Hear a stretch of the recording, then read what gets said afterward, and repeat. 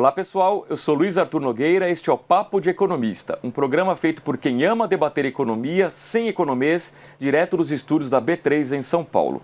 Conosco nesta semana, José Cláudio Securato, presidente da Escola de Negócios São Paulo Escola de Negócios.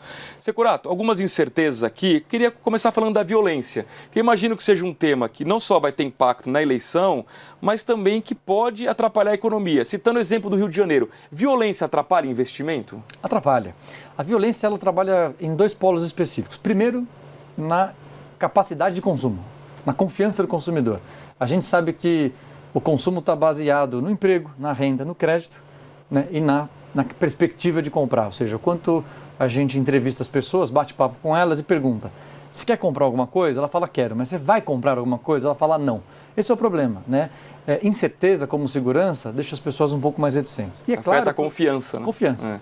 Por outro lado, a gente vê também que, no caso do Rio de Janeiro, que hoje é o principal polo, ou pelo menos que mais destaque se dá para a violência, né? Acho que é um problema nacional, não acho que São Paulo deixa de ter violência, pelo contrário, tem talvez de forma igual, que, logicamente, quando você faz investimentos, você procura polos estáveis.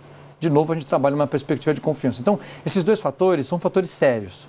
No fundo, eu acho que o grande lado positivo é que a sociedade precisa enfrentar o tema da violência. É um problema nacional, é um problema que afeta todas as pessoas, né, de todas as idades, né, de todas as cidades, e eu acho que a gente precisa, de fato, endereçar o tema e resolver. No bloco anterior, você mencionou que a Previdência não saiu, o próximo presidente vai ter que encarar. Não tem um jeitinho para compensar isso? Tem que fazer a reforma. Tem que fazer a reforma. Qual que é o grande problema? Nós estamos protelando a reforma da Previdência há décadas. Né? E qual o problema? Hoje nós não estamos fazendo uma reforma da Previdência com foco nas pessoas. Nós estamos fazendo uma reforma da Previdência com foco nos números. Então nós estamos, entre aspas, torturando os números da Previdência para essa conta fechar. E é claro que a gente vai deixar alguns setores desgostosos por causa disso, né? E a gente vai ser injusto com uma série de pessoas.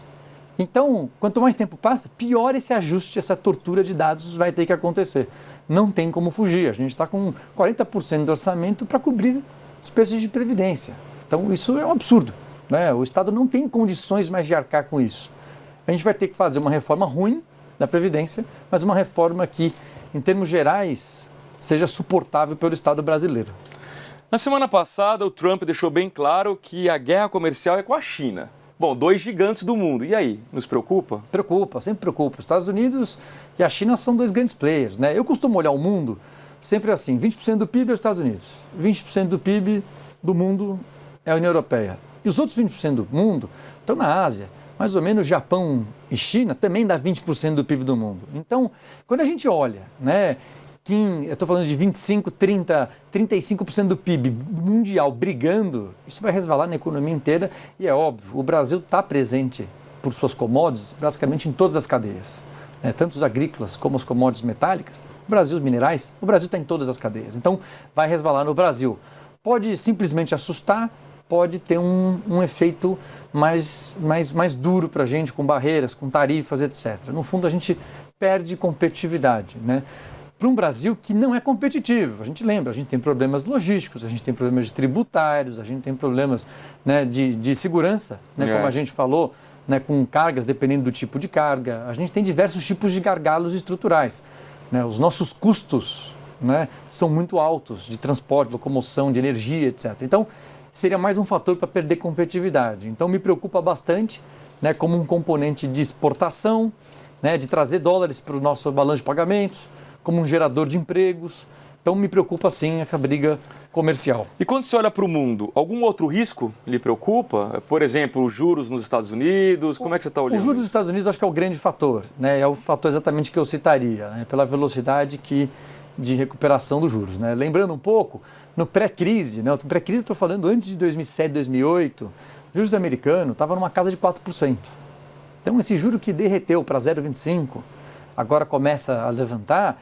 A grande questão é assim, que ele vai para 3,75%, 4%, ele vai.